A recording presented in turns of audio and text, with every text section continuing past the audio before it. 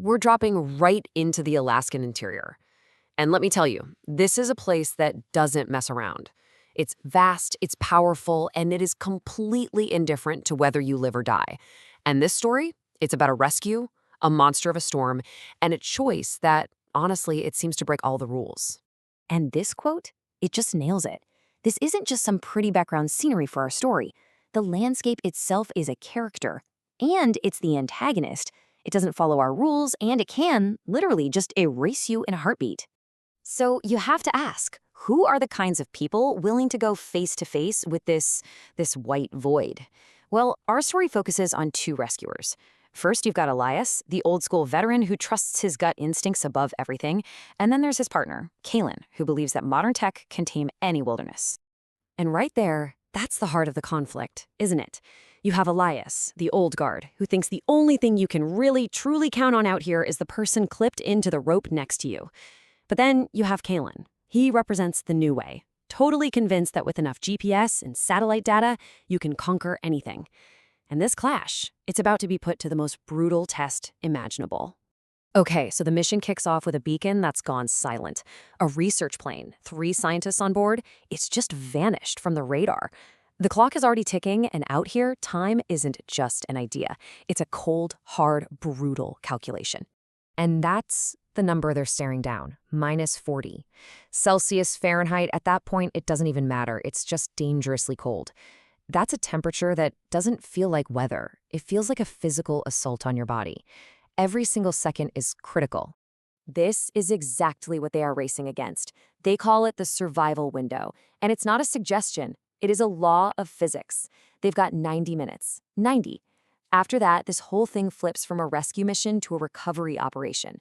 The pressure is just unthinkable. All right, so now they're on the ground, dropped into this landscape. The search is on. And they're in a silence that is so deep, it almost feels heavy, you know? They're fighting the cold, they're fighting the terrain, and they can see a massive storm front barreling down on them. And the ground they're on, it's not just any snow.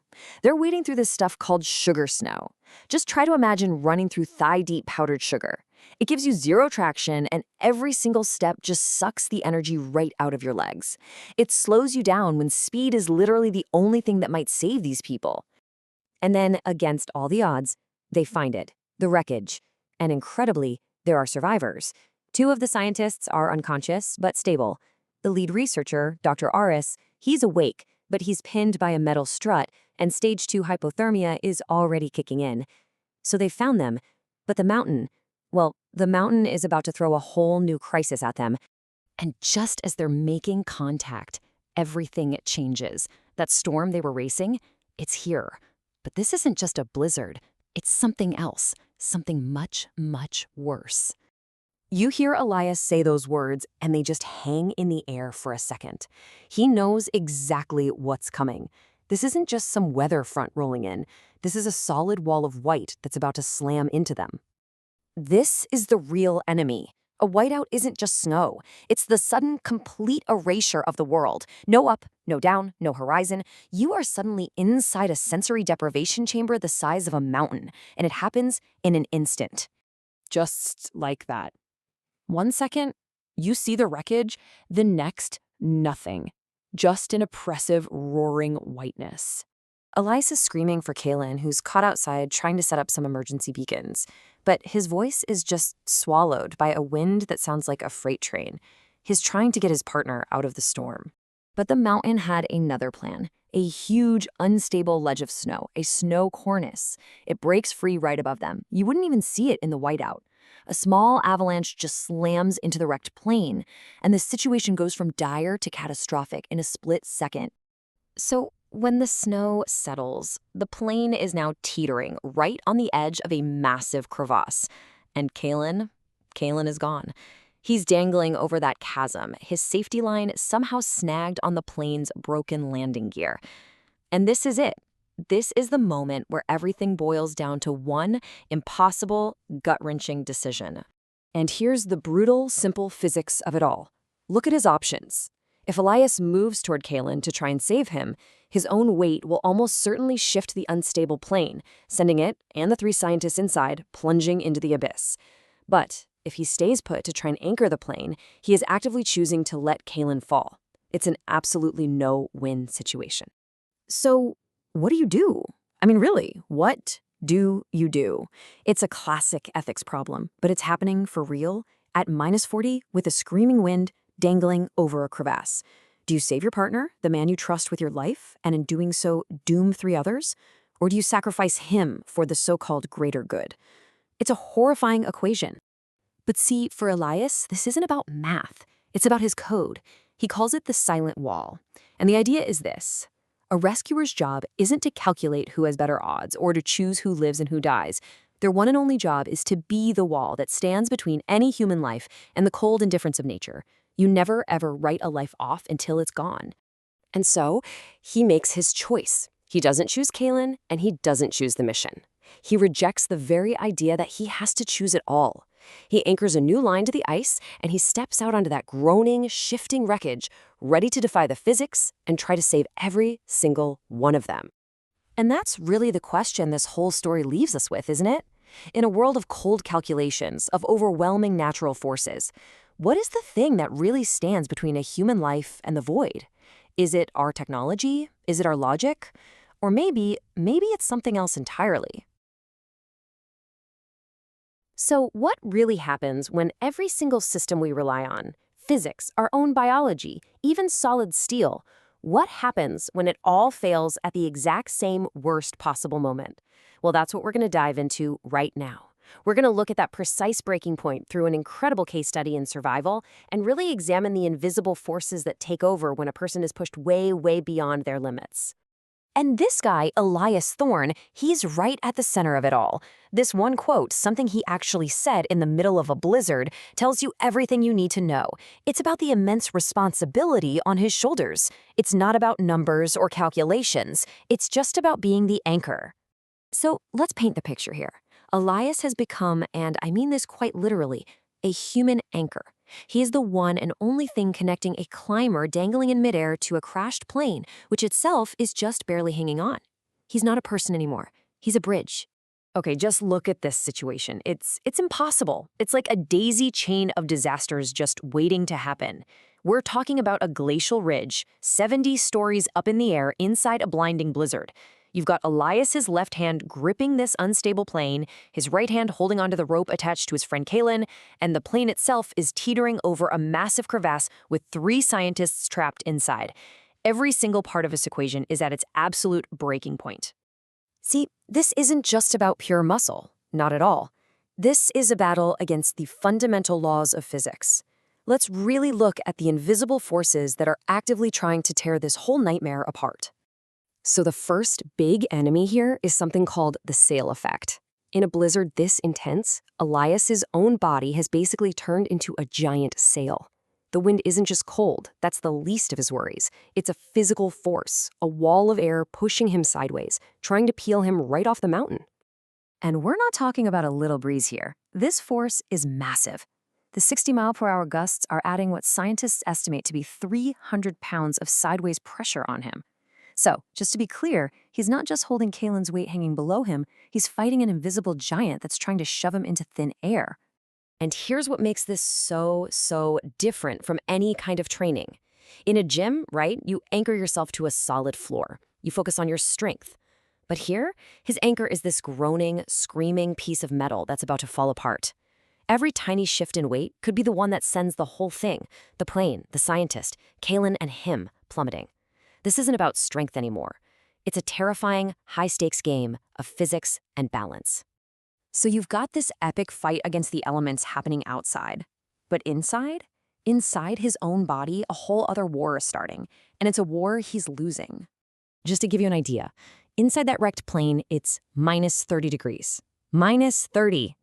That's cold enough to trigger what's known as stage 3 hypothermia, which is where the body basically just starts to shut down. Now, this is what's happening to the scientists inside, but it's also a terrifying preview of what Elias is facing out in that open wind. Okay, so his body goes into full-on panic mode, right? It starts making these absolutely brutal choices. First comes blood shunting. The body says, forget the hands and feet, and pulls all the warm blood to the core organs to protect them. This leads straight to stage 2. He loses all feeling in his hands. He can't feel the rope at all. He's just holding on from memory. And then, finally, his heart, which is being starved and frozen, starts to fail. It skips beats, putting him on the verge of cardiac arrest. And right when you think it can't get any worse, just as his body is giving up, the psychological pressure gets cranked to 11. Kalen, the man dangling below him, says the one thing that's logical, but completely impossible. He's telling Elias to make a choice, to cut the rope and save everyone else. But for Elias, that's not an option. So let's recap. The physics are impossible. His body is shutting down. What's left? What's the next thing to go? Yeah, his mind. At this point, the mountain isn't just a physical threat anymore. It's attacking him from the inside out.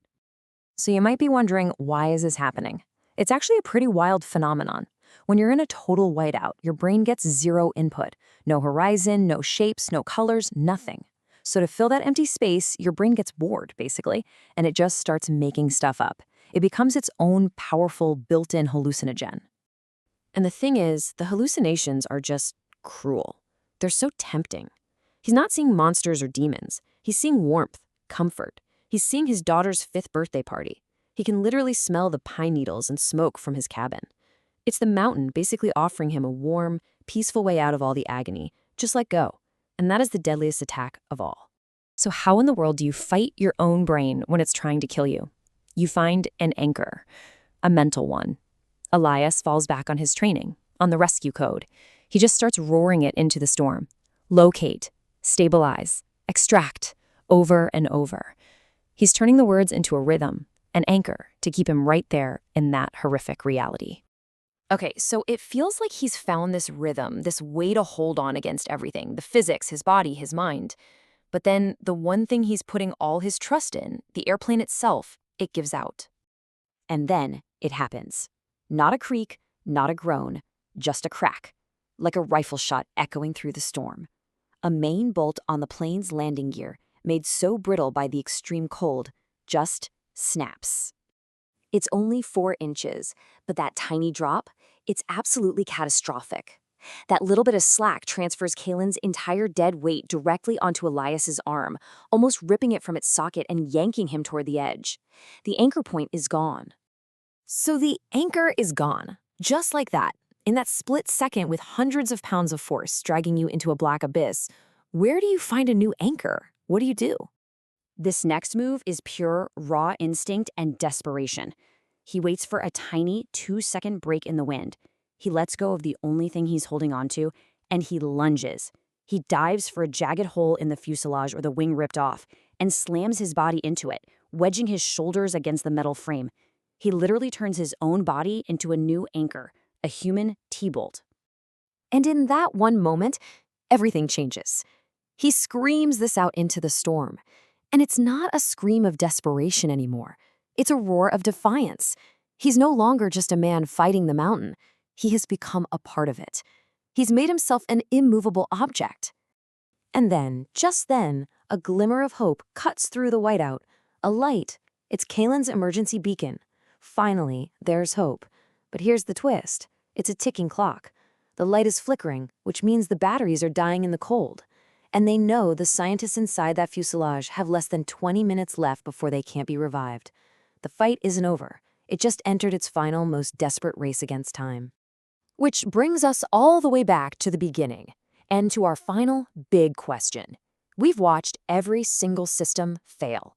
The physics of the moment were impossible. His own biology was shutting down.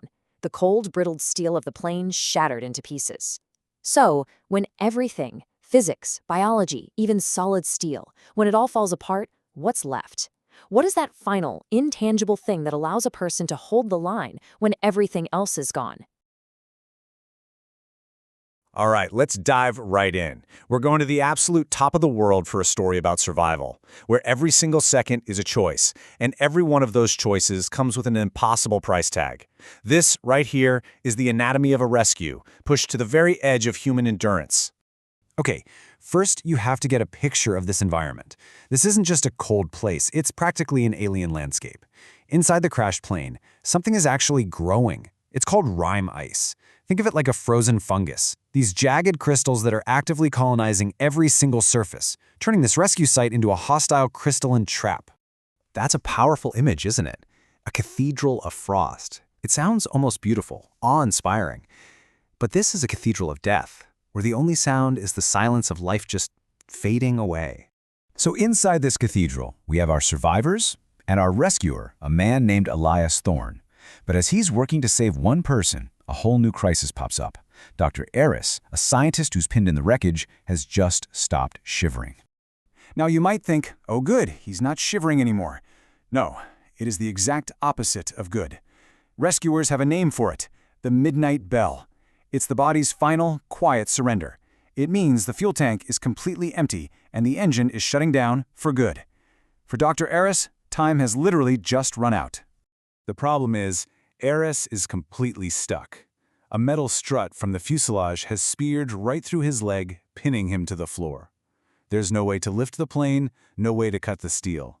And all the while, you can hear the mountain groaning underneath them, threatening to just swallow the entire wreck. And in this moment of impossible physics, RS himself just makes the situation crystal clear. He knows the score. He's not just pleading, he's giving a diagnosis of the whole situation. He's saying the cost of saving him is everyone else. So our rescuer, Elias Thorne, is now facing the ultimate field dilemma. He can wait, which means certain death for everybody when that plane finally slides off the edge. Or he can act. And acting means doing the absolute unthinkable, a field amputation, right there with no anesthesia. It's a brutal, gut-wrenching choice that offers a sliver of a chance at life, but it comes with this immense psychological burden. This is the life or limb calculus in its most raw, terrifying form. Elias makes his choice. He has to act. But before he can do anything, he needs his hands free. He orders the other survivor, Kalen, who's actually dangling outside the plane, to climb the rescue line up to a safer position, which is, a monumental task all by itself. But there's another complication.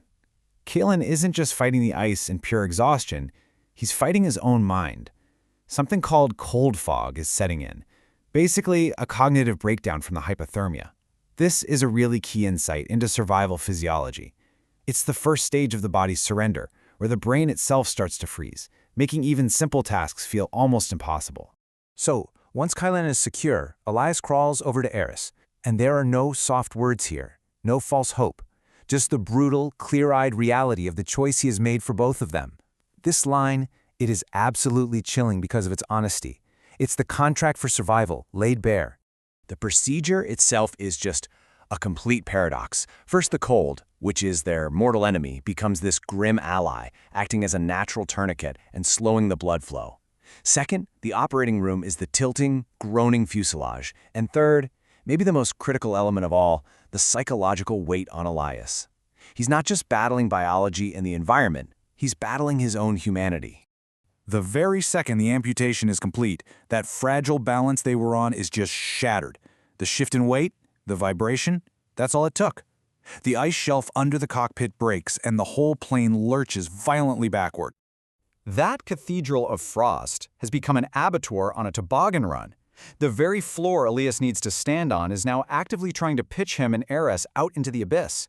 The controlled chaos of the procedure has just given way to pure, uncontrolled physics. And then, this.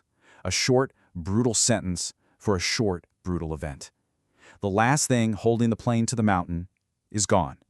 This is the point of no return. For just a moment, we shift perspective to outside the plane. All Kalen can see is the face of his rescuer, Elias, still inside the fuselage as it just disappears into the white void. From his vantage point, Elias Thorne is gone. It's the obvious question, right? He was inside the plane. The plane fell. The math on that seems pretty simple and final. But did he have one last move up his sleeve? And there's our answer. In the last possible nanosecond, he clipped his backup carabiner to the main rescue line. He didn't fall with the plane. He was caught. He basically traded a fall into the abyss for a bone-shattering collision with a wall of ice. He's alive, but now he is completely alone. He's just suspended in the heart of the storm, ribs cracked, listening to the wreckage get crushed at the bottom of the crevasse. He saved the others, but now, who's going to save him? Let's just take a quick inventory of his situation. He's injured, suspended in total darkness, and utterly alone in a blizzard. After that massive adrenaline surge from the procedure, his body is finally, truly starting to give up. The rescuer has now become the victim. And this is the final stage of that shutdown. It's a physiological arc that started with the cold fog, then progressed to the midnight bell, and it all ends here, the frozen pulse. And that's not a metaphor, it's a medical reality. It's that final stage when the heart itself slows down, conserving the last tiny bit of energy before it stops completely. And that is where Elias is right now. The details are just harrowing. He can see the physical evidence on his own body, the dead white of his hand. And even more terrifying, he can feel the internal shutdown. He is consciously experiencing his own body dying. And then, something impossible happens. In a total whiteout, where any kind of navigation is basically suicide, a light cuts through the storm. Not a beacon, a searchlight. Against all possible odds, another rescue team is right on top of him. With the very last ounce of his energy, he whispers into his radio. And it's not a shout for help. It's a statement of fact, a final act of defiance against the cold and the silence. After everything that happened, he's still there. So we end on this question. That light brings hope. But in a place where the environment itself creates phantoms and tricks the mind, what's even real? It leaves us all wondering about the very nature of rescue. Is it just about finding a body? Or is it about finding that last stubborn pulse that simply refuses to stop beating?